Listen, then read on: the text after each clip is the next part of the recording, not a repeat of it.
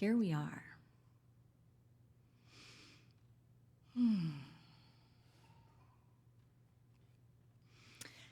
I have not yet run into anyone of late who isn't faced with their own spiritual practice and their heartbreak over what's going on in Ukraine. I work with people weekly that are processing their feelings and their experience, their heartbreak, their perception, their perspective, challenged to bring forth the practice, challenged to say what is mine to do, challenged to go on living and doing normal things in the midst of what we witness, as if it wasn't enough before this happened, to be privy to and witness to systems that aren't working, to greed and issues in our world around us that are not functional, that do not honor the human condition, to see what others go through and to go through what we're going through ourselves. Last week, Reverend Brenda talked about metaphysics and about the Easter story and our walk, kind of like a Joseph Campbell walk on the hero's journey of what it means to be a human, to be in this human earth suit, but be a spiritual being, and what the master teacher taught us in his earth walk. We talked about the crucifixion and the experience of crucifixion and that internal experience of crucifixion, what happens within us when we feel that, when we're heartbroken, when our identity shifts or feels like it is falling apart, when we're faced with impermanence. Then she talked about the tomb time. The tomb time where we build up our spiritual energy, where we become nourished, where we become quiet, where we deepen and engage at the depths of the spiritual practice, where we have nothing to defend, yet we hold our hearts open, where we lose all identity except for our oneness and spirit.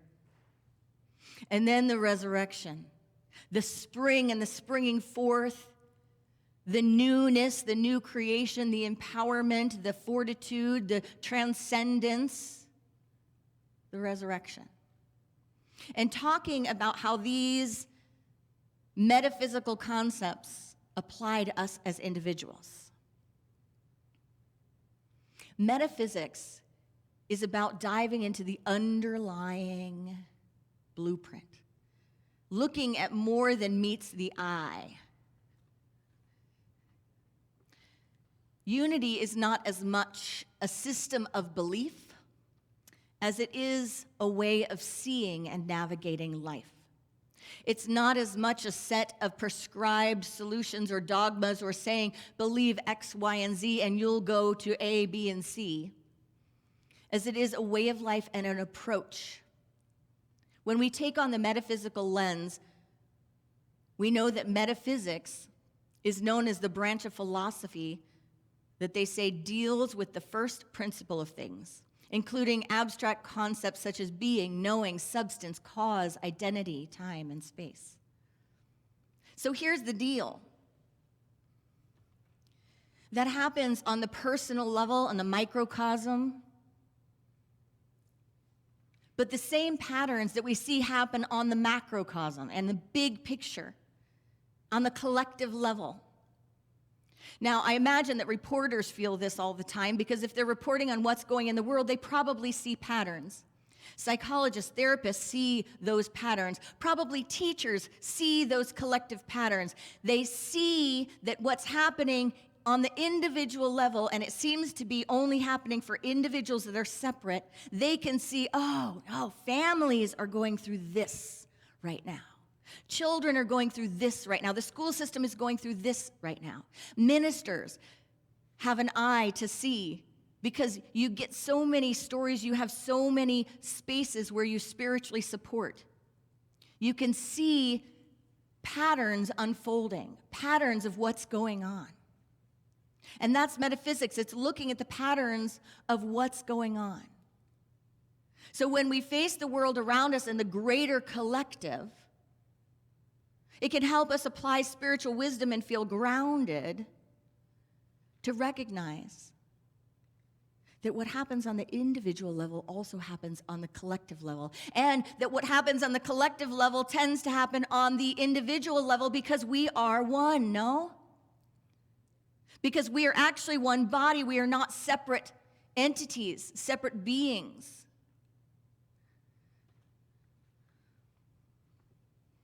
Thich Nath Hanh writes about our oneness.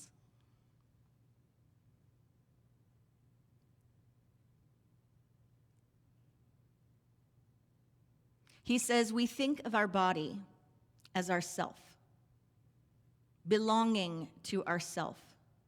We think of our body as mine or me, but if you look deeply, you see that your body is also the body of your ancestors, your parents, your children, and of their children. So it is not a me and it's not a mine. Your body is full of everything else, limitless, non-body elements, except one thing: a separate existence. He says the whole cosmos has come together in order to help a flower manifest herself. Looking deeply into a flower, we see that the flower is made of non-flower elements. We can describe the flower as being full of everything. There is nothing that is not present in the flower. We see sunshine. We see rain. We see clouds, we see earth, and we also see time and space in the flower. A flower, like everything else, is made entirely of non-flower elements. The whole cosmos has come together in order to help the flower manifest herself.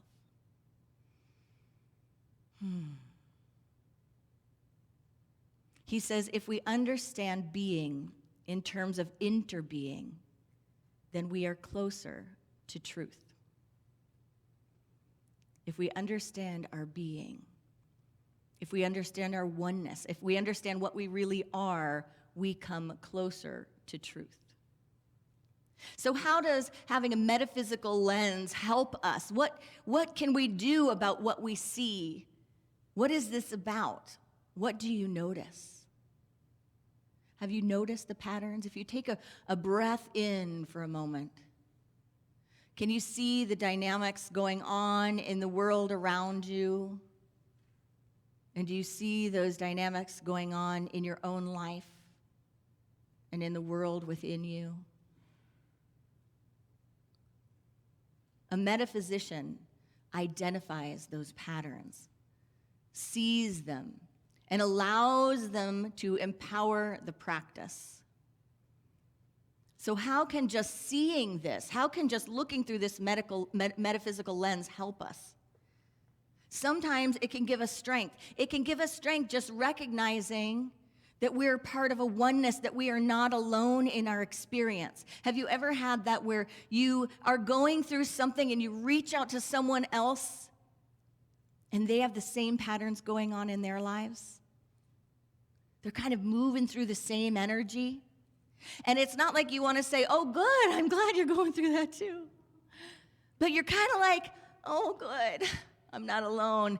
Gosh, this makes me feel less, whatever it is. You fill in the blank of what you tell yourself when you're feeling things that are hard to understand or hard to move through.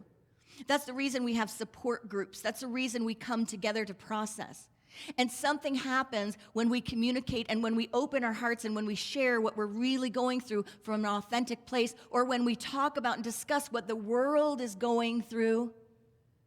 Something happens when we find ourselves in each other, when we see the patterns as a whole. I believe we become strengthened by that because we know we're not alone and we know we're part of a moving field of energy.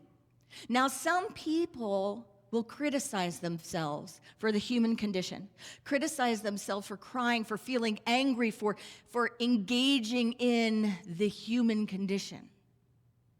But here's what I have to say about that. our feelings, our emotion, our field of humanity, helps us move energy. Our tears are transformative. It helps move us from one place to the next. It helps have us not metaphysically override something and turn off and just hop into metaphysical malpractice where we sing the happy song or do the happy dance and go, la, la, la. That's not what the practice is for, but in fact, if we take our tears, we take our feelings, and we allow ourselves to have a practice around them, they are transformative. And I believe not just for us, but for all of humanity. I believe that when one person heals their stuff, when one person stands in their courage, when one person moves through something, something shifts and happens all over. We all know the butterfly effect. We all know that a butterfly flapping its wings in one area of the world can affect the weather in another area of the world, and so too can you. So too does your practice move energy. So are we willing to embrace that? And rather than criticize that, recognize there's power in that. When our heart breaks for Ukraine and when we have the tears for Ukraine, can we not feel unempowered or silly or ridiculous, like how could I be crying when they are dying? And instead, recognize that it is a vulnerable, incredible, open practice where when we have those tears, we can instead just open the floodgates and enter the space where we are one. Where we say, may my practice be of benefit to all. Deepak Chopra says we are the nervous system of the world. That when we move our energies, the thought, mind, physical realm shifts. Try it on. Try it on. Try it on to create a spiritual practice based in oneness around everything that's up. And to see it from a metaphysical lens, to see the world, to see our experience, to see the patterns through the metaphysical lens, and to allow that to transform internally and collectively. Our oneness. When we have these moments and we allow ourselves these moments, we remember that we are not alone, that we suffer together, that we have joy together, that what happens to some of us affects all of us, that we may think we're on one side of things, but we're on all sides of things. There was something that Zelensky said about war and about how war affects everyone. Like war hurts everyone, it hurts. And Martin Luther King always said this, right? It's like what is harmful hurts the oppressor and the oppressed. There is no other truth. That is the law of being.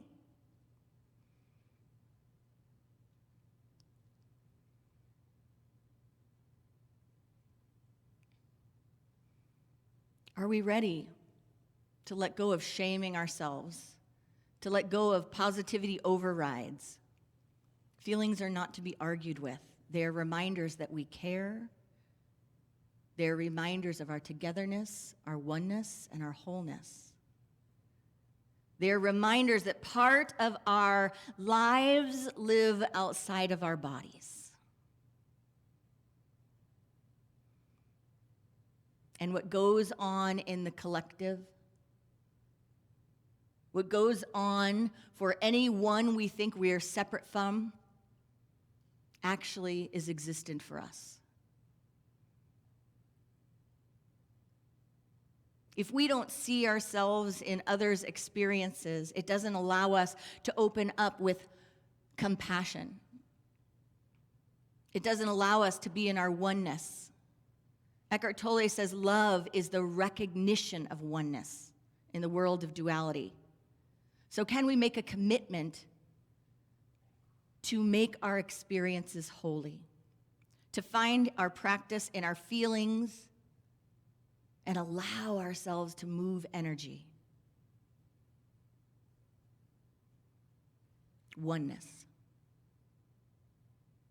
The second key in the metaphysical lens is to look at patterns, to see life in patterns, to observe them. How and why can this help us? Beyond knowing that we're not alone and embracing the healing in that, the healing that comes from knowing we are not alone, that we are truly not separate at all. When we see the patterns, we also remember this too shall pass. When we can recognize that there is a crucifixion, a tomb time, and a resurrection, when we can recognize the paradigms of human consciousness and spiritual awakening and awareness, that there are patterns and systems, that we are so connected, just like the moon, the moon, with the moon waning and waxing, we also have the tides changing. We also have women's bodies shifting. We also have the police department being more aware of what's going on and less aware of what's going on. They'll tell you, stuff changes with the moon. And when we see this pattern and the patterns of things, it makes us more sensitive. It gives us wisdom. It helps us know in the spiritual practice, on the spiritual path, what we are working with and what we are working through, and that we are actually not alone in this work. That in fact, we can presence it from a deeper level as more grounded, more insightful, more intuitive, with more wisdom. We recognize that there is more to everything that meets the eye. And that is the path of the unity metaphysician. That's the path of taking on this practice, is we don't just say, oh, that conversation just happened, la, la, la, it's human. Oh, this experience is happening, la, la, it's human. No, we look, what is underlying it? What is this for me? How is this for me? What's going on? What is mine to do? Where am I seeing this pattern as well operating? And what is consciousness, principle, and love doing about it? How is love, principle, and consciousness showing up to it? And allow that both internally and externally to inform our practice, to give us a sense of groundedness and center. And what else does it give us, friends? It gives us strength and perspective, oneness, patterns. The next key to the metaphysical lens is the idea of impermanence, also known as life's big wake-up call. The idea of impermanence, that the only thing we can count on staying the same is change itself. That's the only thing we can count on staying the same, knowing that the human condition grasps, the human condition wants to keep, the human condition wants things to stay the same. We want the good to stay exactly the same. We want what we think is the bad to just get the hell out. And we want something we can count on, that we can know, that will always stay the same.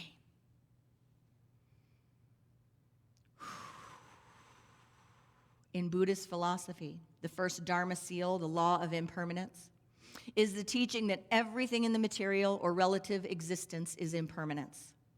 That everything has a beginning, a middle, an end. That everything changes, nothing lasts forever. That on this physical realm, on this physical level, there is shift. There is shift in our emotions, our feelings. That's one of the keys to moving through anxiety, depression, all of that, is to be able to become the witness self, the observer self, to take a breath into a moment and to recognize this too shall pass, and to allow the power of that observer self to come in and create perspective. Our emotions change, our thoughts change, the cells in our bodies change, the plants around us change. Life changing is continuous. Impermanence. Can we be with our own desires to ignore that and not want it to be true? so that we can see that and have our healing around that and find our grounding in our center, even in the midst of knowing change is the one thing that we can count on happening. When we really see impermanence as a spiritual practice, seeing it actually leads us to become accountable for our actions, to have an impact consciously, to stand firm and form things that co-create a world that works for all. To be accountable for our impact and how we show up, to be more on purpose. How many people in the last 2 years have changed their lives, have made significant changes to their lives because they have recognized in a very uncomfortable way impermanence? It has activated change in marital status, right? Who hasn't seen that lately? It has affected change in jobs and how we're willing to show up with our gifts in this world and what we're willing to do and where we're willing to get out of what feels stuck in location and life choices. It has taught people on a more confrontational level in this past few years to wait for nothing. To be about what we want to be about, to be where we want to be, to make the changes in our lives that we feel called to. Some take the principle of impermanence and use it when they engage in early metaphysics, green metaphysics. They take it to disconnect, to dehumanize, or to dismiss suffering, to dismiss the human condition,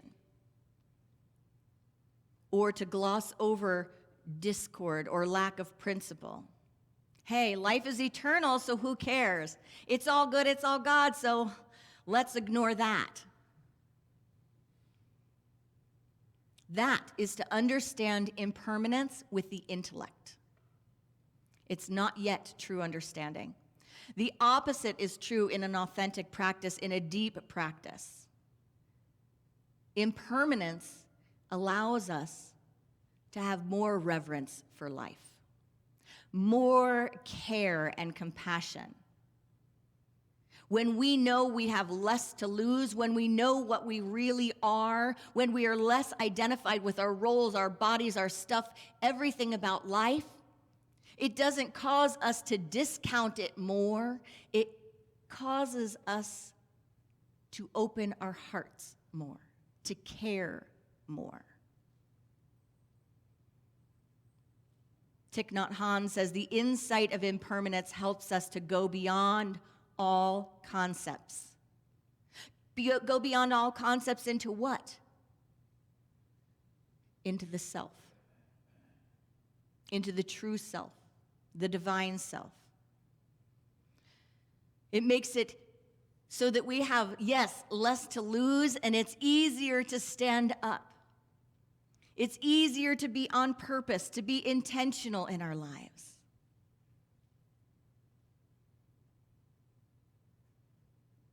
Marianne Williamson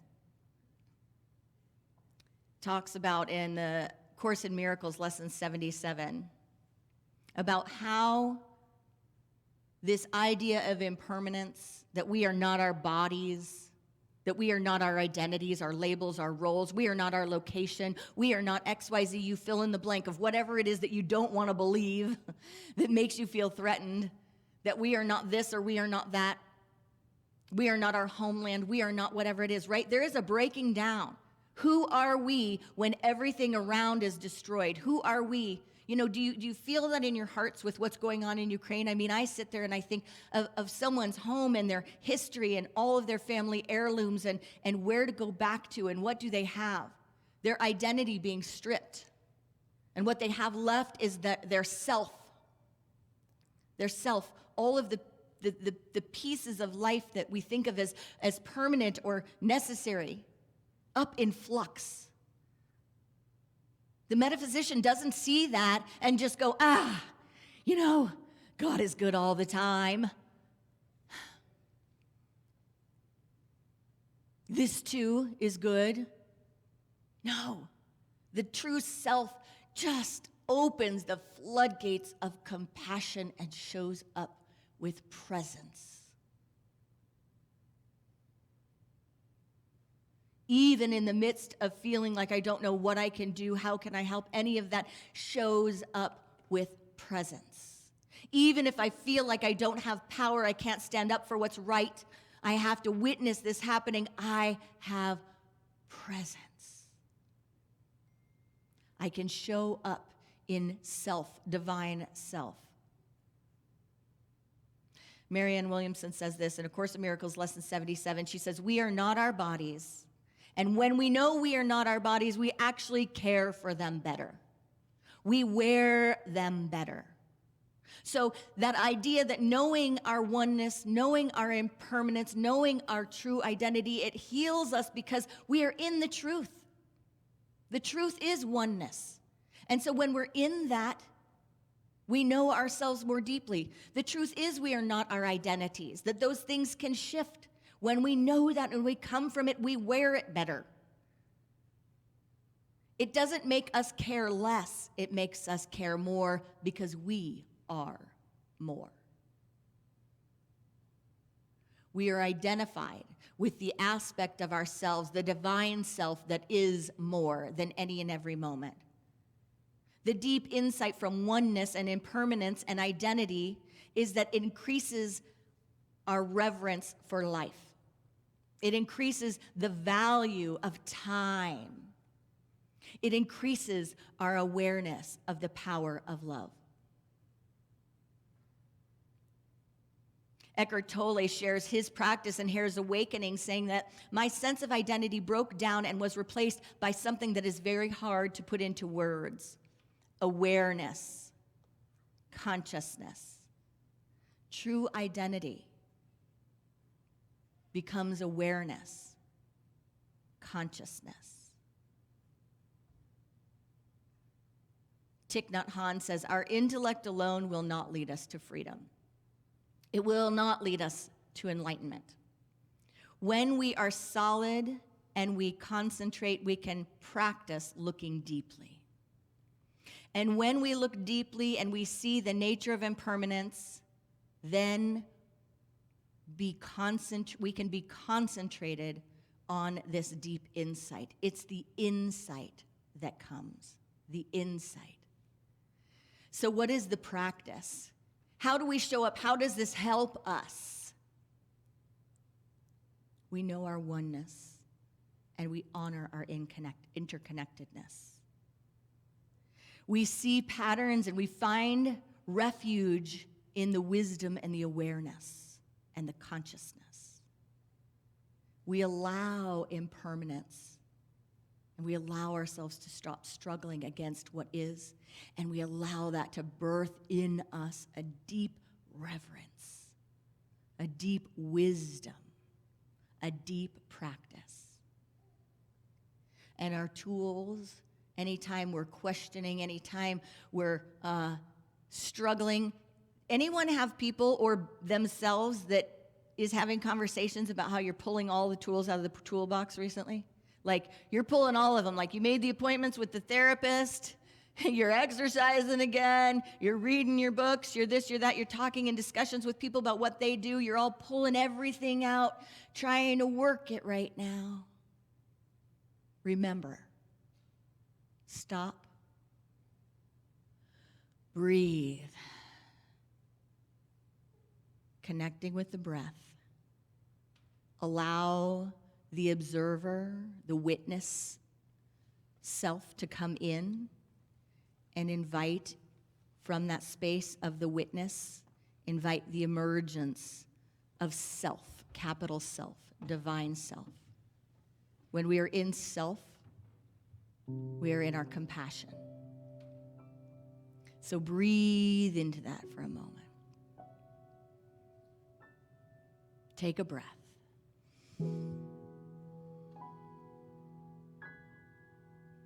Allow the witness to step forward.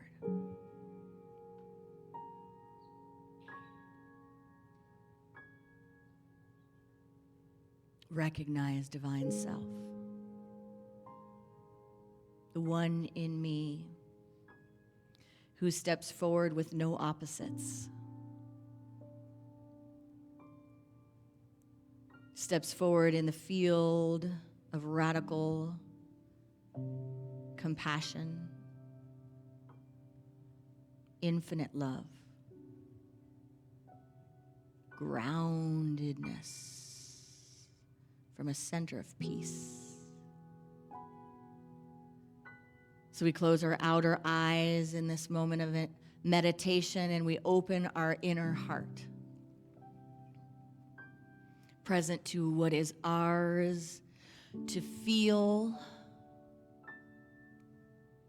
to see, and to know.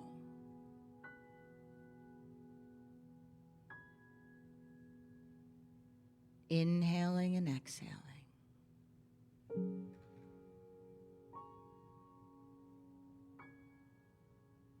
Into the silence.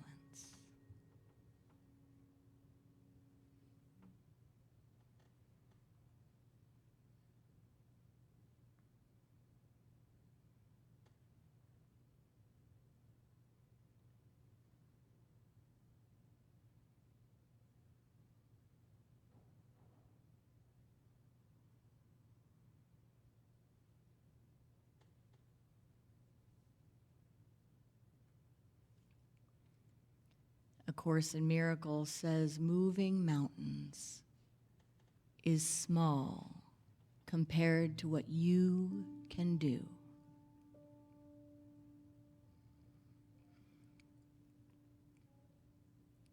Marianne Williamson from A Course in Miracles says, tell yourself often today, Lesson 77, I am entitled to miracles. Ask for them whenever a situation arises in which they are called for. You will recognize these situations. Since you are not relying on yourself to find the miracle, you are fully entitled to receive it whenever you ask.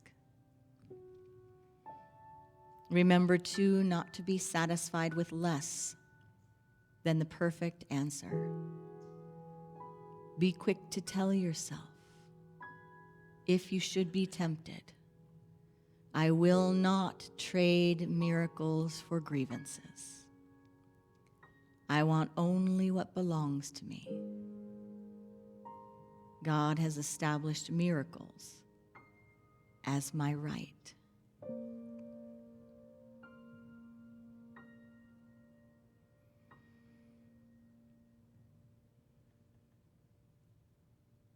We will not content ourselves with less.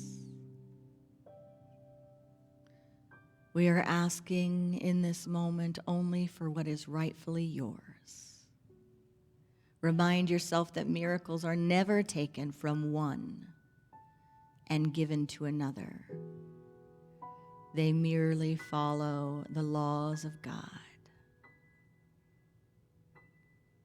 As Eric Butterworth always taught, miracles are an orderly outworking of the law. Inhaling and exhaling in this practice, we take the shift from fear to love in honor of our ancestors and in service to our descendants.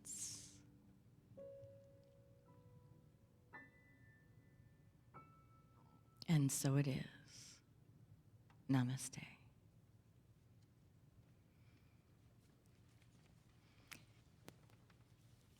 Welcome to spring.